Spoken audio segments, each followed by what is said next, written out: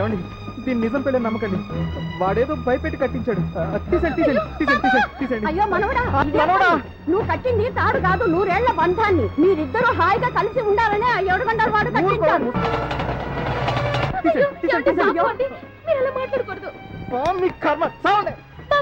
వెళ్ళిపోతున్నారు. నాయనా ఎక్కడికి వెళ్తున్నావు? నీతో పాటు దీన్ని కూడా వెంట తీసుకెళ్ళు నాయనా. నువ్వు రావద్దు, నేను రాగద్దు.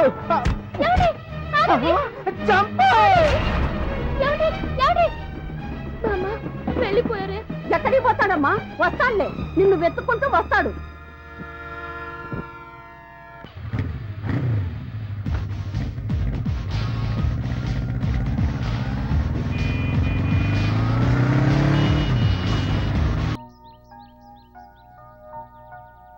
చూడండి, మన సెకండ్ ప్లాట్ రెడీ అవడానికి ఇంకా 4 రోజులు టైం పడుతుంది సార్.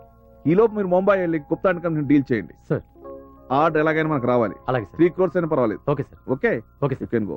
అధ్యక్ష, నేను ఒక విషయాన్ని మీ గుర్తుకు తీసుకొస్తున్నాను, దయచేసి వినండి.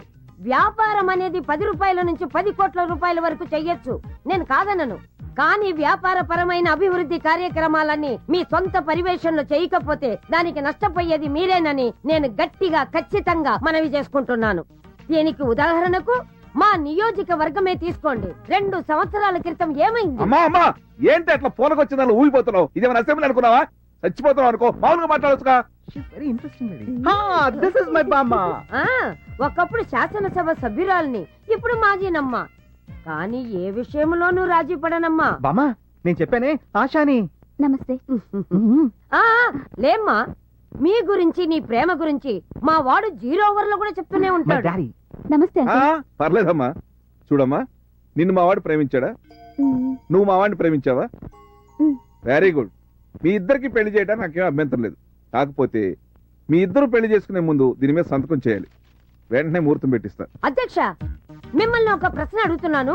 వాళ్ళిద్దరు పెళ్లికి అభ్యంతరం లేదు అని చెప్తూనే ఈ కాగితాల మీద సంతకాన్ని అడుగుతున్నారు. మరి ఆ పెళ్లికి సంతకాలకి సంబంధం ఏమిటని మిమ్మల్ని సూటిగా అడుగుతున్నాను అధ్యక్ష. నేను సూటిగానే సమాధానం చెబుతున్నాను. వీడి అమ్మాయిని పెళ్లి చేసుకుంటే నా ఆస్తిలో చిల్లిగా కూడా ఇవ్వను, అందుకే సంతకం పెట్టమన్నాను. డాడీ, ఆస్తిని అడ్డం పెట్టి మా ప్రేమను వేరు చేయలేవు. మాది అమర ప్రేమ కదూ.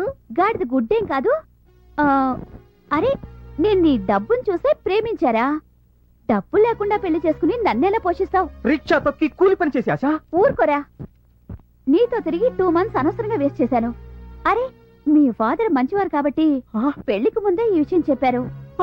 ఇదే పెళ్ళైన తర్వాత చెప్తే oh my God. Thank you uncle, bye. ఇది మహాలక్ష్మి అనుకున్నాను. కాదు కాదు, మగరాయి లక్ష్మి. రేయ్, చూసారా నీ అమర ప్రేమ ఎంత అధ్వానంగా తయారైందో? కృష్ణ, నేను చెప్పిన అమ్మాయిని పెళ్లి చేసుకురా. చస్తే చేసుకోను. ప్రేమించి పెళ్లి చేసుకోవడం నా జీవిత ఆదర్శం. అందుకోసం నేనేమైనా చేస్తాను. చిచ్చే, ఎందుకు చెయ్యు?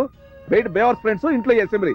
చచ్చిపోతున్నాను అనుకో మీతో. అధ్యక్ష, నన్ను కావాలంటే తిట్టండి, కానీ నా మనవణ్ణి వాడి ఫ్రెండ్స్ ని తిడితే ఇప్పుడే ఇంట్లో నుంచి వాకౌట్ చేస్తా. ఈ ఇంట్లో నుంచి నేనే వాకౌట్ చేస్తాను. వెళ్ళండి.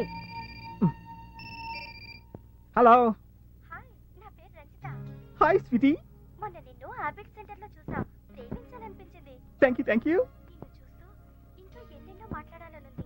వస్తావా? షూర్. ఎక్కడికి? జస్ట్ బైక్ రెస్టారెంట్ కి. వెంటనే వస్తావా? వస్తాను. వెయిట్, ఒక్క అరగంటలో వస్తాను. వెయిట్.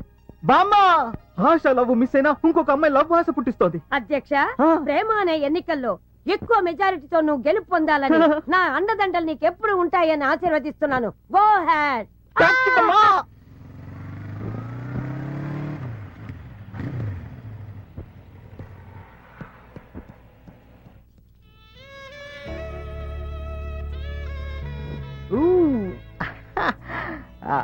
హాయ్. హాయ్. థాంక్స్. దేనికి?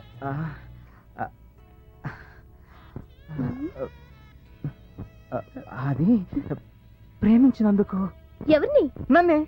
ఎక్కడో ఎప్పుడో నన్ను చూడగానే ప్రేమించేసి ధైర్యంగా ఫోన్ చేసి చెప్పారు. నేనా? మీరేగా నాకు ఫోన్ చేసి అర్జెంట్ గా ఇక్కడికి రమ్మని చెప్పారు. వచ్చాను. నువ్వు నాకు నచ్చావు. ఇంకా వెళ్దామా? ఎక్కడికి? ప్రేమించుకోవడానికి. మీకంతా తొందరే. ఫోన్ చేసింది నేను. మీరు ఇక్కడ?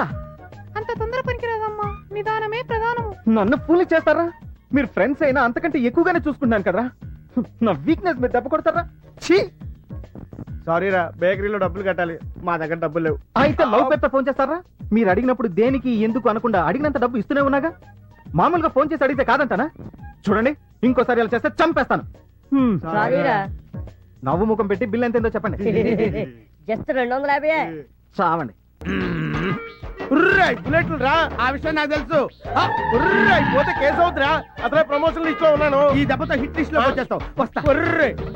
ఈ విషయం 3వ కంటి తెలిస్తే ఉద్యోగం పోతురా. అసలు నువ్వు ఇక్కడ ఉండాల్సిన కాదురా.